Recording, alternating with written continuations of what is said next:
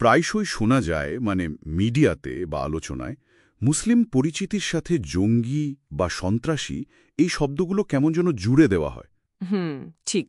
কিন্তু প্রশ্নটা হলো, বিশ্বজুড়ে মুসলিমদের যে বাস্তবতা সেটা কি আসলেই এমন, নাকি এর পেছনে আড়ালে তারা আসলে পদ্ধতিগত নিপীড়নের শিকার হচ্ছেন? হ্যাঁ, এই প্রশ্নটা খুব জরুরি। আজকের এই ডিপ ডাইভে আমরা এই জঙ্গি তকমা বনাম মজলুম বাস্তবতা, এই জটিল ব্যাপারটা একটু বোঝার চেষ্টা করব। ঠিক বলেছেন।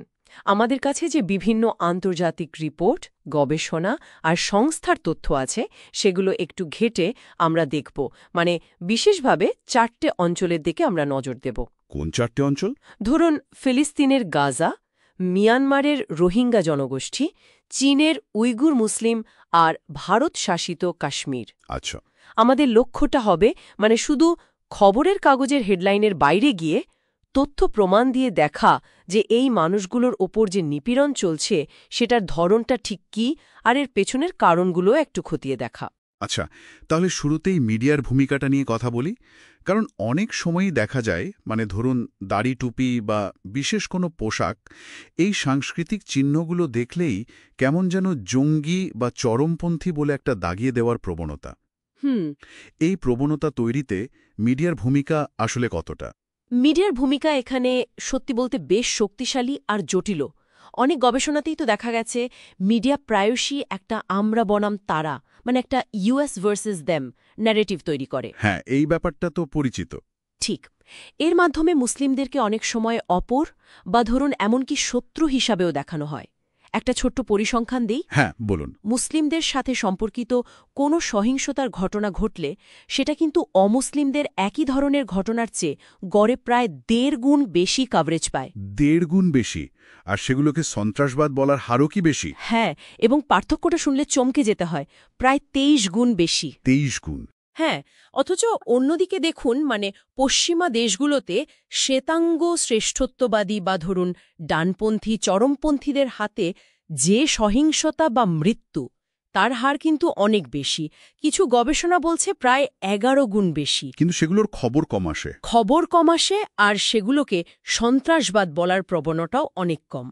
এই যে একটা স্পষ্ট পক্ষপাতিত্ব, এটা কিন্তু পরোক্ষভাবে মুসলিমদের বিরুদ্ধে বিভিন্ন দেশে যে রাষ্ট্রীয় নিপীড়ন চলছে তাকে এক ধরনের সামাজিক বৈধতা দেয় আর কি। বিষয়টা তাহলে বেশ গভীর। আচ্ছা, তাহলে নির্দিষ্ট কিছু অঞ্চলের পরিস্থিতি দেখলে হয়তো ব্যাপারটা আরও পরিষ্কার হবে। গাজা দিয়ে শুরু করি। এখনকার পরিস্থিতিটা ঠিক কেমন? গাজার পরিস্থিতি ভয়াবহ বললেও আসলে কম বলা হয়। জাতিসংঘের নিজের হিসেব মতনই অক্টোবর 2023 থেকে সেপ্টেম্বর 2025 এই সময়ের মধ্যে 65,000-এরও বেশি ফিলিস্তিনি নিহত হয়েছেন। 65,000? খোদ জাতিসংঘের মহাসচিব এই পরিস্থিতিকে মনুষ্যসৃষ্ট দুর্ভিক্ষ বলছেন, যা কিনা আন্তর্জাতিক আইনে যুদ্ধাপরাধ হিসেবে গণ্য হতে পারে। কিন্তু আন্তর্জাতিক পদক্ষেপ, নিরাপত্তা পরিষদে তো যুদ্ধবিরতির প্রস্তাবও উঠছে, কিন্তু আমরা দেখছি বারবার ভেটো দেয়া হচ্ছে। স্থায়ী সদস্য দেশগুলো তাদের বিশেষ ক্ষমতা ব্যবহার করে প্রস্তাব আটকে দিচ্ছে। এটা আসলে আন্তর্জাতিক আইনের কার্যকারিতা নিয়েই একটা বড় প্রশ্ন তুলে দেয়। এরপর যদি মিয়ানমারের রোহিঙ্গা মুসলিমদের কথায় আসি, তাদের অবস্থা তো আরও খারাপ শোনা যায়। নাগরিকত্বই নেই। ঠিক তাই। 1982 সালের একটা নাগরিকত্ব আইন দিয়ে মিয়ানমার খুব পরিকল্পিতভাবে রোহিঙ্গাদেরকে রাষ্ট্রহীন বানিয়ে ফেলেছে। এরপর 2017 সালে যে সামরিক অভিযানটা হলো, হ্যাঁ, সেটার কথা তো অনেক শোনা গেছে। এই অভিযানের কারণেই প্রায় 11 লক্ষ রোহিঙ্গা পালিয়ে বাংলাদেশে আশ্রয় নিতে বাধ্য হয়েছেন। আচ্ছা, কোনো বিচার কি হচ্ছে? আন্তর্জাতিক বিচার আদালত আইসিজেতে মিয়ানমারের বিরুদ্ধে গণহত্যার মামলা চলছে।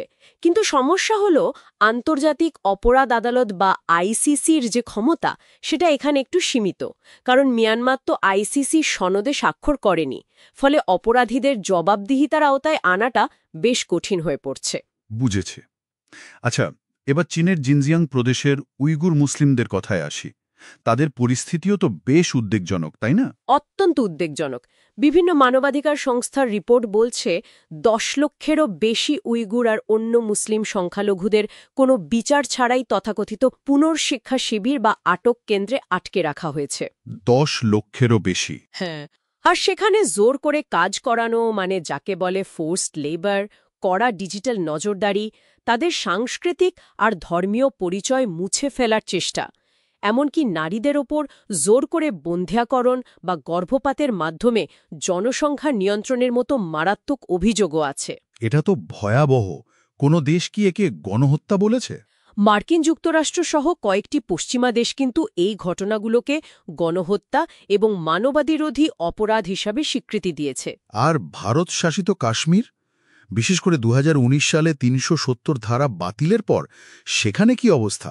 2019 সালে ভারতীয় সংবিধানের 370 অনুচ্ছেদ বাতিল করে জম্মু ও কাশ্মীরের যে বিশেষ আয়ত্তশাসন ছিল সেটা তো তুলে নেওয়া হয়। হ্যাঁ। তারপর থেকে সেখানে মানবাধিকার লঙ্ঘনের অভিযোগ কিন্তু ধারাবাহিকভাবে উঠছে।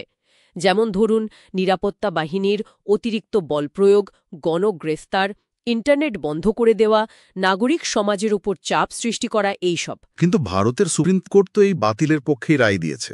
হ্যাঁ, সুপ্রিম কোর্ট 370 ধারা বাতিলের সাংবিধানিক বৈধতা দিয়েছে ঠিকই, তবে একই সাথে তারা 1980 সাল থেকে ওই অঞ্চলে ঘটে আসা মানবাধিকার লঙ্ঘনের অভিযোগগুলো তদন্ত করার জন্য একটা স্বাধীন কমিশন গঠনের সুপারিশও করেছে। আচ্ছা, এই যে 4টি ভিন্ন অঞ্চলের পরিস্থিতি আমরা দেখলাম, গাজা, রোহিঙ্গা, উইঘুর, কাশ্মীর, এদের ওপর যে নিপীড়নটা চলছে, এর মধ্যে কি কোনো সাধারণ মিল বা প্যাটার্ন দেখা যায়? মানে লক্ষ্য করার মতো বিষয় কি? একটা খুব গুরুত্বপূর্ণ মিল আছে। লক্ষ্য করার মতো বিষয় হলো, কোনো ক্ষেত্রেই কিন্তু এই নিপীড়নটা হঠাৎ করে শুরু হয়নি। প্রতিটা ক্ষেত্রেই এটা বেশ পদ্ধতিগত, মানে সিস্টেম্যাটিক কিভাবে? মানে রাষ্ট্রীয় নীতি, আইন, প্রশাসনিক কাঠামো ব্যবহার করে ধীরে ধীরে এই জনগোষ্ঠীগুলোকে কোণঠাসা করা হয়েছে। যেমন ধরুন, মিয়ানমারের নাগরিকত্ব আইনটা, বা কাশ্মীরে 370 ধারার বিলোপ, কিংবা উইঘুরদের জন্য বানানো ওই আটক শিবিরগুলো। সব ক্ষেত্রে আমরা দেখছি আন্তর্জাতিক আইনের মারাত্মক লঙ্ঘনের অভিযোগ, কোথাও যুদ্ধাপরাধ, কোথাও মানবাধিকার বিরোধী অপরাধ, এমনকি গণহত্যার মতো অভিযোগও উঠছে। কিন্তু এত গুরুতর অভিযোগ, আন্তর্জাতিক আইন লঙ্ঘনের প্রমাণ, তারপরও আন্তর্জাতিক সম্প্রদায় বা সংস্থাগুলো সেভাবে কোনো কার্যকর ব্যবস্থা নিতে পারছে না কেন? বাধাটা কোথায় আসলে? বাধাটা মূলত দুটো জায়গায়। এক, ভূ রাজনৈতিক স্বার্থ, আর দুই, এখনকার যে আন্তর্জাতিক কাঠামো তার কিছু সীমাবদ্ধতা। যেমন ধরুন, জাতিসংঘের নিরাপত্তা পরিষদে ভেটো ক্ষমতা। এই ক্ষমতাটা শক্তিশালী দেশগুলোকে একরকম জবাবদিহিতার ঊর্ধ্বে রাখে।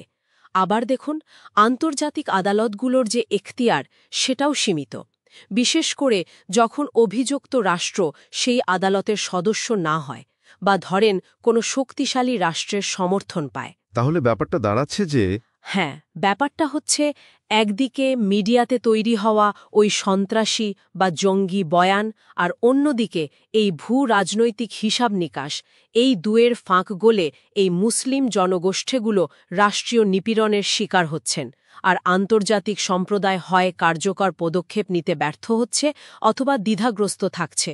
তাহলে সব মিলিয়ে যা বোঝা গেল, মানে আমাদের হাতে থাকা সূত্রগুলো যা বলছে, সেটা হলো বিশ্বজুড়ে বিভিন্ন মুসলিম জনগোষ্ঠীর ক্ষেত্রে মিডিয়ার তৈরি করা ওই জঙ্গি তকমার চেয়ে বরং পদ্ধতিগতভাবে নিপীড়িত বা মজলুম হওয়ার বাস্তবতাই অনেক বেশি সত্যি, অনেক বেশি প্রকট। ঠিক। গাজা থেকে জিনজিয়াং, রোহিঙ্গা শরণার্থী শিবির থেকে কাশ্মীর উপত্যকা, সবখানেই রাষ্ট্রীয় নিপীড়নের চিত্রটা বেশ স্পষ্ট এবং কাঠামোবদ্ধ। এটা বেশ উদ্বেগজনকও বটে। হ্যাঁ, এবং যদি আমরা আরেকটু বড় করে ভাবি, এই যে কাঠামোবদ্ধ নিপীড়নটা চলছে, আর এর বিপরীতে আন্তর্জাতিক সম্প্রদায়ের এত দুর্বল, প্রায় নিষ্ক্রিয় একটা প্রতিক্রিয়া আমরা দেখছি, এটা কিন্তু একটা মৌলিক প্রশ্ন তুলে দেয়। কি সেই প্রশ্ন? প্রশ্নটা হলো, এই 21 শতকে দাঁড়িয়ে এই বিশ্ব ব্যবস্থায় মানবাধিকারের যে ধারণা বা তার সুরক্ষা, সেটা আসলে কতটা শক্তিশালী? বিশেষ করে যখন এই মানবাধিকারের ইস্যুগুলো বড় বড় ক্ষমতাধর রাষ্ট্রগুলোর কৌশলগত বা অর্থনৈতিক স্বার্থের সাথে মুখোমুখি হয়ে যায়, তখন আন্তর্জাতিক আইন বা নৈতিকতার দায়বদ্ধতা কি আসলেই টেকে? এটা আমাদের সবারই একটু ভেবে দেখার বিষয়।